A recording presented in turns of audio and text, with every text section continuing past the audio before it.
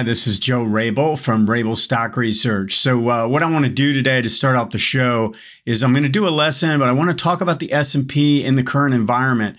I want to discuss why this rally is so important in terms of the strength that it's had. I'm going to lean on RSI for this, but I'm also going to lean on RSI on a smaller time frame to show you when I think the next potential buying opportunity is going to be. So we want to do that. I also want to show how I kind of move around in ACP. I got some questions about that, so I'll spend a few minutes on that. I'm also going to talk about a few sector moves and then and some shifts that are taking place there. And then we'll go through the symbol requests that came through this week. Let's go ahead and get going. Okay, so I've got 4 charts up of the SPY, and what I want to do, so first of all, this is the monthly in the bottom left. On the bottom right is a weekly, and then a daily in the upper right, and then I've got a separate weekly chart up here. It has the relative strength for when I'm looking at stocks, but it also has the RSI. I want to zero in on this for a second. So the RSI in the bottom scale. And one of the things I've tried to point out is is using this as an alternative or a supplemental tool to the ADX and the MACD. All right. It can be very powerful from that standpoint. Sometimes when I'm looking at something and it's not quite as clear, I'll use the RSI as a tiebreaker in many cases. Now, it can be used as a standalone instrument, but I just want to show here. So I've got the 2 RSIs overlaid. I've showed this in past videos. I would suggest going to past lessons if you want to learn how I'm doing this. But the red line is the RSI 20, and that basically shows that when we're above this 50 line that we're trending. We've got a trend in place, right? And then we use the gray line, which is the 5 RSI, as sort of an overbought, oversold oscillator as an opportunity. When we drop down under 50 or even potentially down into oversold territory and the RSI 20 holds the 50 level, right? Then we use that as an opportunity, as a buying opportunity. We just had that happen again. So that happened back here, and then it just happened because it happened so quickly. The 18, which is this line right here, the 18 on the weekly, never rolled over, never flattened out or anything like that. So we had a really strong move. Now, typically I'm looking for, a reversal more on a closing basis and not necessarily the moment it turns back up through here, unless we get a really deep oversold reading. But in this case, what I would do is actually, I'll actually talk about something else first. So I want to explain why I think this is so powerful. So we had this move to the downside. We got sort of an ABC decline, big gap to the downside, right? Violence to the downside. We had overrun here in MACD. We had ADX showing some strength based on the red line, the sellers, right? This is the sellers. We had some pretty good volume associated with the decline. But look at what happened. We went vertical, and we have now overtaken that whole last leg. We're back above that leg. So I view this more. So, the question becomes, oh, is this just a rally to be a seller? And I don't think so. When we get this much strength, especially with a couple gaps involved to the upside, and we get the MACD crossing back above the 0 line, I think what we're looking for is a pullback in a higher low to form. All right. I think that's the next potential opportunity. Now, I know red DI did get above 25 here. And I talk about this in my course in detail, where we want to compare the positive peak. So this is the last positive peak, and this is the last negative peak. Positive peak, negative peak. You see how this one's bigger? So we still have a positive bias, but this is telling us the sellers are pretty strong. The problem is that now we've overtaken this, and I think ADX has some lag to it. So I know that the bias is to the upside. I know there's a massive amount of volatility associated with this move. So I can't be too discriminatory, or I have to discount this a little bit. I can't necessarily sit back and say, okay, I'm waiting for the ADX to turn up based on the buyers, because I'm going to miss the move. Now, because there's a lot of volatility, we don't want to pay up. We don't want to buy when it's extended to the upside after a big run to the upside. We want to wait for a pullback. So what I would do is go to the daily chart. All right. And we're going to use the same RSI signal. And if you notice, on the way down, the red line broke the 50 level. All right. So now we're looking for the first time, like we saw back here. This was the first time we got a pullback after it turned around. You see that turnaround and the RSI buy signal? We want another RSI buy. So we want this to come down to 50. Now, trust me, it's a daily chart. This will not take very much to get this to come down to 50. We could have one pullback day and this thing will be very close to the 50 level. But we want to watch the red line like a hawk. If it stays above the 50 level while the gray line comes down below, then we have our next kind of operative opportunity to be a buyer if it turns back up and makes a higher low. So that's the approach that I would use in this situation.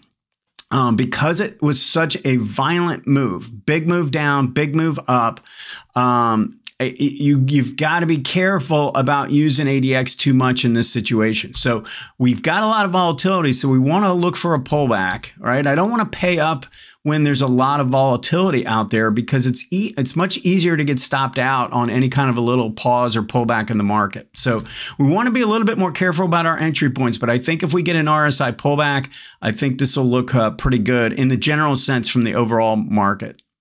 If you're enjoying the content, hit that like button and also subscribe.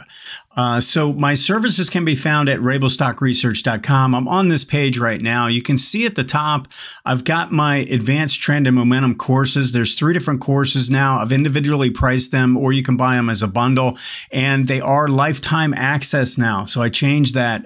It's not year to year. Okay. And then we have the individual package. I have about 2 to 3 reports each week, plus a special video, weekly video for that package that covers a lot of details into what I'm seeing for the week. So if you have an interest, go ahead and take a look. Also, the book is on the book tab. You can go if this is a good place to start if you're new to my methodology. Before we get going, my comments are meant for educational purposes. Please do your own due diligence before making any investment decisions. All right, so I've got my market summary page up. Very simple. If you've got your list up and you wanted to switch it around, you can pull up different. You can have watch lists and all that. But I've got the market summary up, and I like how this comes up. I've talked about this in the past. It's like a mini little heat map, so you can see what's winning for the day. As we open up this morning, we can see the strongest area is small cap growth. All right. And so we just kind of want to keep an eye on this, I think, on a regular basis. It gives us a feel for what kind of a market environment we're in. And we've got these different tabs. I've gone through these in the past, but what I want to show is my favorite look to this is actually pulling this up and showing that all the indices here, and then having my tab open for the ETFs, and I've got all the ETFs. So I can pretty much see in one quick look, I can really easily see what is taking place for the day. If I want to click on any one of these, I can pull them up. And we can see kind of what's taking place overall, just looking at the 4 charts. One of the ones that I did want to bring up here is the strength in the XLF. Now, what we talked about with the spider was the vertical move. We had the vertical move down and then the vertical move up. But look at what this has done. This has come all the way back to the high. I mean, that was a pretty sharp decline as well. The difference being the MACD only came down to the 0 line. There was no overrun, and there really wasn't any strength, that much strength in the sellers. So we were in a pretty strong position here. I'm definitely noticing some pretty attractive patterns in the financial area. Now, when we go and look at technology, I did want to point this out. I do believe it's a little bit of a mixed bag, all right? Because look at what's taken place here. So let's keep it with the same theme. You had really violent decline, twice the size of the decline in the financials, and we've recovered about half, maybe a little bit more than half, okay? So markets recovered almost, I would say, 3/4. Financials are way up in here, and this is recovered maybe a little bit more than half. Now, don't get me wrong. I mean, this is a really good rally off the low. There was some volume at the bottom looking sort of climatic, but look at the difference here. Do you see this strength? So remember, this is the plus reading, and here's a plus reading, but this was the last highest plus reading right here. And we overtook that with the sellers. Remember, this is a minus reading. So we got a minus reading here and a plus reading here. And so this was so violent to the downside that we do really don't have that positive bias as much. I think there's a much higher probability of this technology sector becoming more of a range-bound pattern than it is something that's just going to take off and break out. Now, I will say, I do think that there's some shifts taking place inside the sector. So I really like what's taking place in software. Some of these software stocks look fantastic. They don't really have the overhead resistance in place, and most of them are right near their high. At least the big guys are up near their highs, versus a lot of the semiconductors that really got crushed off the high and have retraced. Now, a stock like NVIDIA has shown a pretty impressive return, but a lot of the others have not done that, and I'm expecting them to go through more consolidation here in the near term.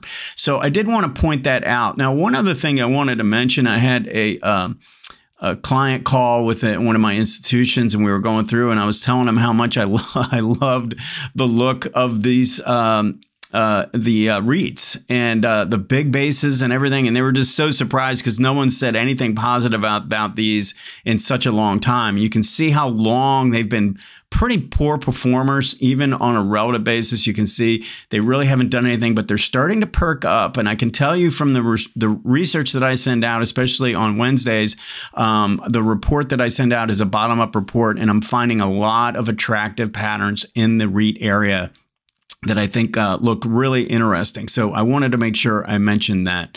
Now, one of the things I do want to show is how I'm moving around in this. All right. So we've got these choices at the bottom, and I'm not sure if people realize, because I got a question about this, how am I moving in and out so quickly? It's just using the buttons at the bottom so that this will shrink the chart back down into its place. I don't have to move it around. I don't have to click and drag or anything like that. I can do that with each one of these. I can also go back in time just by clicking and holding the mouse, right, and go back. And then if I want to get back to the current position, I just hit this right arrow. So that's really easy to do. I love the way this was designed. The other thing that I wanted to point out is that I know a lot of times what I do is if I want to go and look historically and look at more history, I just use the mouse wheel.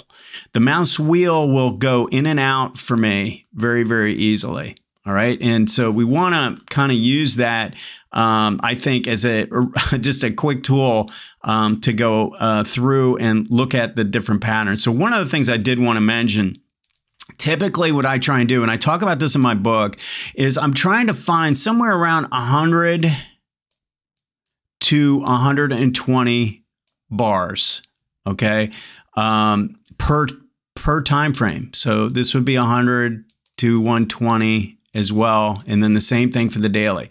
So that would be somewhere around 8 to 10 years. So if I have it on 8 years here, that's 100 bars. All right. I want to do 100 bars here, and then I want to do 100 bars on the daily. I want them all to look and have a similar feel to the amount of bars that are showing up. It's going to give me a much I think more uniform way of looking at any market, any stock or anything like that. So I'd prefer not to have like a 3-year history on the daily and then have a 2-year history on the weekly and then have, 4-year history here. Don't scrunch these up so much. What I would do is have, 5 to 6 months on the daily, somewhere around 2 to 2.5 years on a weekly, and then somewhere around 8 to 10 years on the monthly. And I think that'll give you a really good feel. If you start to look at a lot of stocks that way, I think you'll start to get a real good feel for what's taking place and how to use these and create confluence amongst the different time frames. Okay, let's look at the QQQ. I do want to continue to look at this and the IWM. I think it's important we keep, comparing and contrasting what's taking place. Now, I've already gone through the S&P, but if you notice here, this looks a lot more like what happened to the technology. Obviously, technology having a big influence on this index. So we had pretty strong selling based on the ADX on the daily chart. We've only recovered back to the MACD 0 line on the daily, but we have to respect the fact that price has overtaken this little So this is A, this is B, this is C. The fact that we've come right back up through the B, I think is an encouraging sign, a sign that we probably left some people behind down here at this prior support zone, that this is a pretty strong support underneath. We also have an RSI buy signal on the weekly. Okay, now it's nowhere near as strong, in my opinion, in the way that it's played out. We've lost a little bit of relative strength overall in this index, but I think we have to respect the fact that this isn't breaking down. All right, there's not a lot of damage being done to this pattern. So I think that's a really encouraging sign when we start to look at maybe this pauses a little bit, but I think this can still participate to the upside and play a pretty good role in supporting an uptrend in the overall market. Now, when we look at IWM, it's been a little sloppy, had the violent move to the downside. We've only retraced about half. We don't have the momentum conditions really yet. And what's really kind of bugging me is that the relative line has now dropped down below its moving average. The 30-period moving average is what I use. I want to see this come back up and make a new high here. If we get that, then I think the overall environment will really start to improve, especially for the small cap area.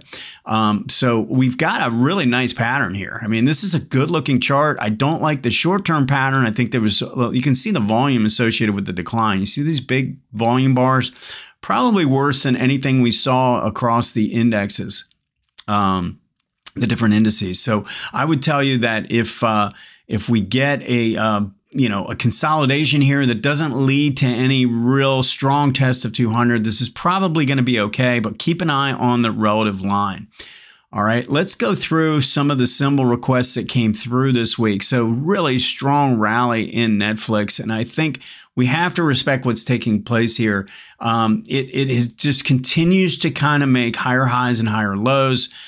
We've got a really strong momentum condition based on the ADX. And really, as long as this MACD stays above the zero line, I think we have to respect that as well. Notice how we made a higher low in price and a lower low in MACD. That is a reverse divergence signal with the strong ADX, and the fact that the red DI couldn't even get above 25 during the pullback is a really good sign. Now, we are coming up and we're into this area where we made a peak back in 2021. So it's very possible that this could spend a little bit more time working sideways, but I think we have to respect this. As long as this relative strength trend continues to trend to the upside and we don't see this moving average roll over or anything, I think, RSI is clearly still on the bullish end of the spectrum. All right, let's look at Google, because I do think this is a slightly different look. All right, now look at what's taking place on an RS basis. Not relative strength index, but the relative strength itself. So this relative strength has shown a little bit more weakness. It's pulling back through the moving average, and it hasn't had the type of vertical move. Well, let's look at the daily chart, because when you look at this, see how we don't have, so we had the decline phase, but we don't have that retracement that we're looking for, the drive off the low. People aren't as interested in this right now, and I think we've got to be a little bit more careful with this. I think this is going to take a little bit more time. Now, it's not breaking down. There's a huge amount of support at 150, so I'm not expecting, a big drop in this necessarily. I just don't know that I would want to be, jumping in here in real quick order or anything like that. I think we have some time to watch.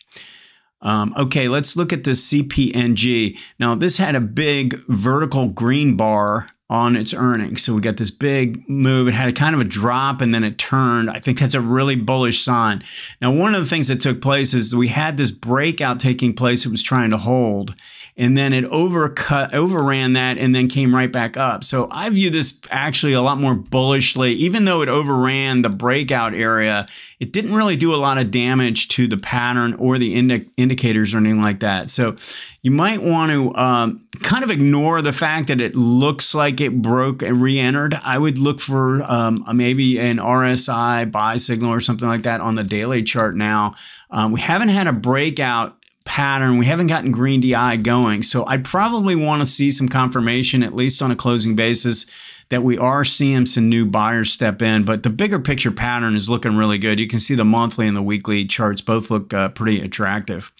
So DoorDash, this is pretty nice. So let's start with the monthly, because we had big move to the upside, confirmed by ADX, right? We get this move up and ADX crosses above 25, and then we get a pullback. And yeah, red DI rallied up, but green held above the 25 line. It held above the red by far. I mean, look at the distance between these two lines. This is a lot of strength on this time frame. All right, and then we go to the weekly chart. And we make a move to the upside, and then we've consolidated back, and now these two moving averages have come together. The MACD, which was overbought, has now worked its way back down to 0, and the ADX, which was overdone, has come back down towards the 25 line. Notice the green bars starting to show up as buyers step in. I would use any kind of little weakness here. Look for a little higher low to form, or maybe a little pullback back to like 120, low 120, something like that as a next operative potential buy signal. I like the looks of this Flutter Entertainment. So we kind of had this, you know, sort of sloppy on the monthly chart, a big sloppy sort of cup and handle, and it's forming another handle here. And I just like the way this consolidation is taking place because the MACD is holding the 0 line and we don't have any strength in the sell side. So the ADX is low. And then we got a gap on earnings. So probably would like to see this come back up through this 210 area. Like to see another higher low form on this time frame, get through that 210 area. And I think that would look pretty attractive. Okay, look at GNW. So this has been a long time coming. It's trying to kind of turn the corner. It's slowly sort of slumbering its way to the upside. We don't have a lot of momentum on this time frame on the monthly, but we have a big base in place. So we're looking for momentum to show up, and it has not shown up on the weekly chart. You see how every time it goes up, it comes back down, and that's hurting the ADX pattern. Even though MACD is holding the 0 line, we need this to kick in to get the ADX going. We've had a little bit on the daily chart, but we're going to need to see more. I think this needs to break through 7 to really confirm that something important is developing. Okay, look at J&J. We've had a pretty nice move off the low. It's gotten back above the 18-month for the first time in about a year, but there isn't any momentum. In fact, when we look at this, look at the MACD, how it overran. There's going to be some resistance as this turns back up. Now, I can see that in the price. There's going to be resistance somewhere like 170, 165 to 175, somewhere in that range. But it doesn't mean we can't work our way up into that area. Wouldn't be surprised, just based on what's taking place on a short-term basis. Look at the momentum on the daily chart. Look at the strength of this pattern. I see this as a trading play up into the next resistance zone, which could be somewhere around 170, 175. Okay, NVIDIA. So this is what I was talking about. Now, they have earnings coming after the market close on the 28th. So not a whole lot of time, about a week. But I did want to point out, and we got to stay on our the same. We had the same kind of drop, right? We want to use this daily chart and kind of compare and contrast what's taking place. We had some selling take place, but not as strong as the buying. So the buyers are still in command here, and we're definitely seeing the reflex and the strength of them flexing their muscles again as MACD crosses back above 0 and green DI kind of gets going, and we're well above this last little pivot here. So we were still looking for, and one of the things I wanted to mention, I know I've talked about, you know, looking for a higher low, but we want to make sure we don't get violence to the downside. Fed minutes are coming out this afternoon. We've got Jackson Hole with the Fed on Friday. You know, there's going to be some volatility here. And I think we're just making sure, we want to make sure we don't get a couple nasty red bars. If that's the case, then this is a more important resistance zone, and this has become more of a channel. And that goes for the S&P as well. We want to look for something a little bit more orderly that causes that RSI 20 to hold the 50 level. I think that's really key here. Okay, let's look at this VRT. Pretty extensive corrective pattern. It got really extended on the monthly chart, and now it's working that off. Very extended, a lot of volume selling. I think this is going to take a while. We've broken the 18-week, but these lines haven't come together yet. MACD looks like it has a little bit more room, and ADX actually might come down to the 0 under 25 and get low before this is ready to go again. So I would keep it on my watch list, but I think we've got a little bit of time. I think another stock that had a pretty serious correction and hasn't had the kind of rally, which is pretty, you know, what we're seeing in a lot of these electronic equipment and semiconductor stocks. So give it a little bit of time. But yeah, this looks pretty attractive from a longer term standpoint, just not timely. Thanks for watching the show today. If you have any stock requests, you can send them to stocktalk@stockcharts.com, or you can just put them in the comment area below. And if you have an interest in learning more about some of these techniques, I would suggest going to my YouTube channel called Invest Like a Pro. Have a great week, and we'll see you next time.